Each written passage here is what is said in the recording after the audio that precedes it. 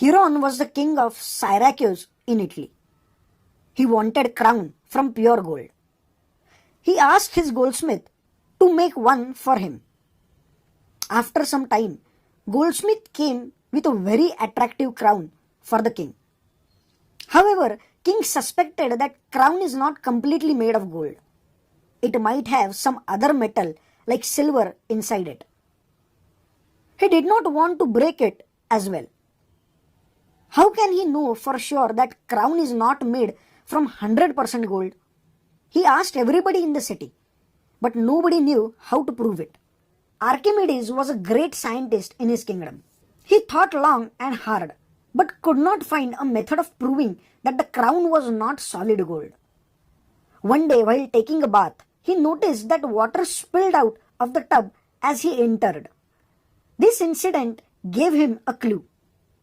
What if he can do the same with gold crown for the king? He was so excited that he ran naked through the streets shouting Eureka. Eureka in Greek means I found it in English.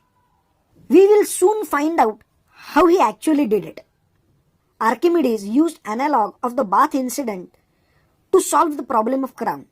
This is where science helps us to find solution to everyday problems. It brings out creativity in all of us.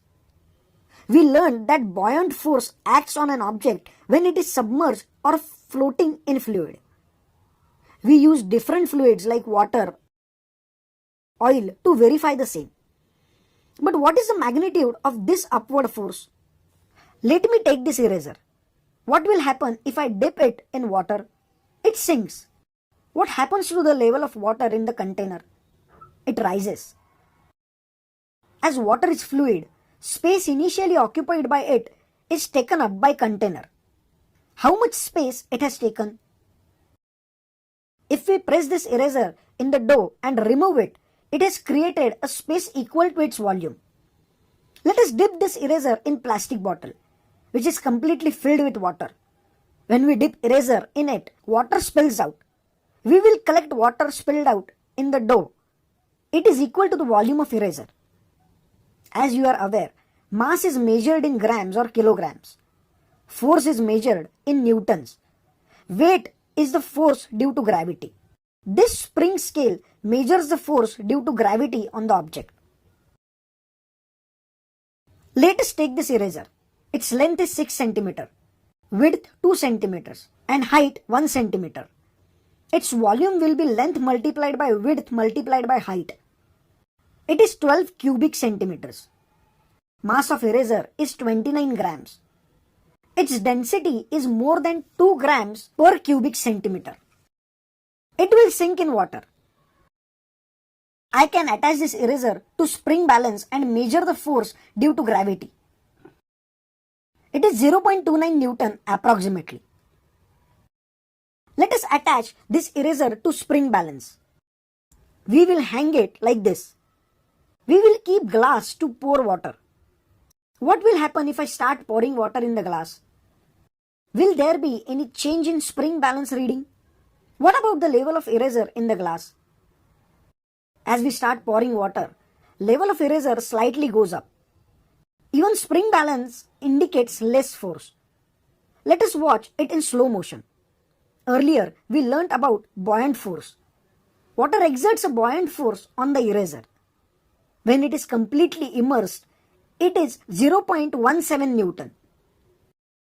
The difference of 0.12 Newton is due to force exerted by water on eraser. This is an upward force. It opposes force due to gravity. What caused the difference in force? It is the water displaced by the eraser. We will calculate the volume of displaced water by collecting water spilled by eraser. This container is filled completely. As I immerse this eraser in water, it replaces water equal to part it is inside water. When fully immersed, it has displaced water equal to its volume. It is slightly more than 12 cubic centimeter. Mass of this water is 12 grams as density of water is 1 gram per cubic centimeter. Force due to gravity for this mass is 0.12 Newton This explains the difference in force we experienced earlier. Buoyant force exerted on the object in fluid is equal to the weight of the fluid it displaces. What will be buoyant force when we use salt water instead of plain water? It will be more, as the same volume of salt water is denser. It has more weight. Spring balance shows reading of 0.12 Newton. If eraser is 10 centimeters in length instead of 6 centimeter, what will be buoyant force when it is immersed in water? You can calculate the volume of eraser which is regular in shape. What about the volume of irregular shape like this stone? We can fill the container till the brink and immerse the stone in water. Spilled water is collected in a container and its weight measured. How will you decide buoyant force acting on it? Buoyant force on the stone is equal to the weight of the water displaced. Eraser was denser than plain water as well as salt water. It sank in both. It displaced water equal to its volume. What about objects that float? Average density of floating object is less than the fluid they are floating in. Floating objects also displace some fluid. Let us explore this with the help of syringe. We will cut this syringe.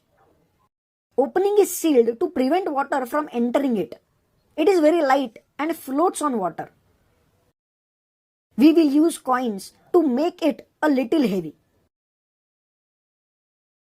Mass of syringe is 9 grams and the average mass of the coin is 5 grams. With 3 coins, it floats on water, just like a ship. Its combined mass is 24 grams.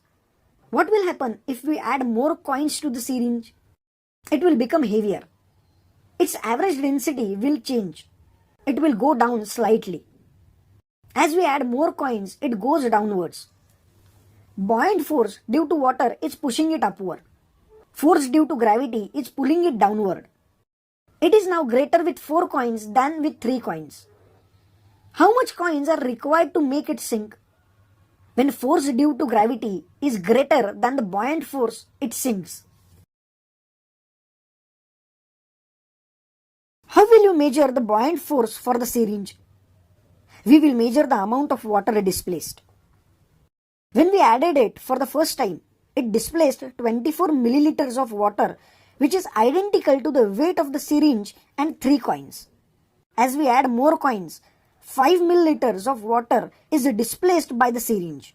This is equal to the weight of the coin. At this point, adding more coin will increase its total weight.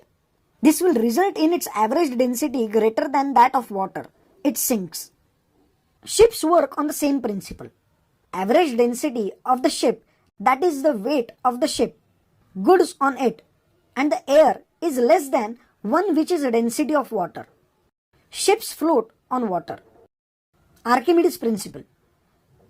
The manner in which buoyant force acts is summarized by Archimedes' principle, which states that the magnitude of the buoyant force always equals to the weight of the fluid displaced by the object. Buoyant force acts vertically upward. People are riding in this hot air balloon. Density of hot air is less than surrounding cold air. As a result, hot air balloon rises upward. Challenge. Volume of this plastic container is 75 cubic centimeters and its mass is 10 grams. Each marble has a mass of 5 grams. If I put 10 marbles in the container and close the lid, it floats in water. How many more marbles are required so that container sinks in water? Summary. Buoyant force is an important concept. We performed activities to understand how buoyant force exerted on the object in fluid is equal to the weight of the fluid it displaces. This helped us to understand Archimedes' principle. Do try these activities yourself to experience it better.